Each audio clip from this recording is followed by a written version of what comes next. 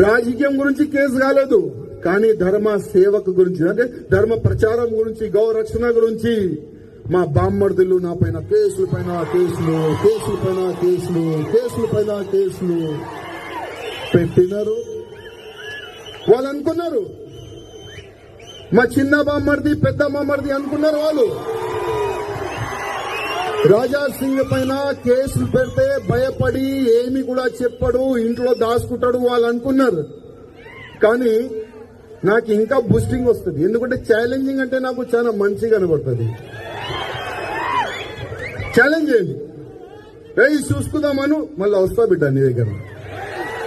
ఒకడు అన్నాడు మా చిన్నవా మరిది ఏమన్నాడు తెలుసా, 15 మినిట్ సమయం ఇస్తే 100 కోట్లు హిందువుని నా సత్తా ఏంటి చూపెడతా అన్నాడు ఆయన. అక్బరుద్దీన్ ఓవైసీ హిందూ వాహిని వేదిక, చెప్పు ఎప్పుడు కావాలి ఆ 15 మినిట్ డేట్ చెప్పు, సమయం చెప్పు. నీకు మేము 15 మినిట్ కాదు 15 గంటలు ఇస్తాం. నేను మీకు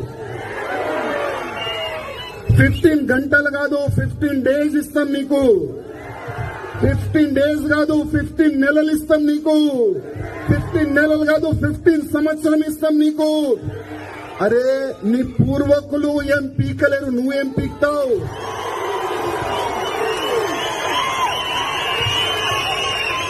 అక్బరుద్దీన్ ఓవైసీ, అసదుద్దీన్ ఓవైసీ పూర్వకులు కూడా ఏమి కూడా పీకలేరు. ఇవాళ నువ్వేం పీక్తావురా? 15 మినిట్ నీకు సమయం కావాలా? 15 మినిట్ ప్రతి ఒక్క సభలో ఈ డైలాగ్ కొడుతుండు, 15 మినిట్. అబ్బే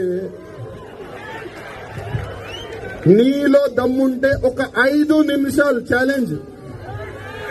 గతంలో కూడా అన్నా, ఇప్పుడు కూడా అంటున్నా, నీ సెక్యూరిటీ ఇడిసేసాయి, మా సెక్యూరిటీ కూడా నేను ఇడిసేస్తా. ప్లేస్ నువ్వు డిసైడ్ చేయి.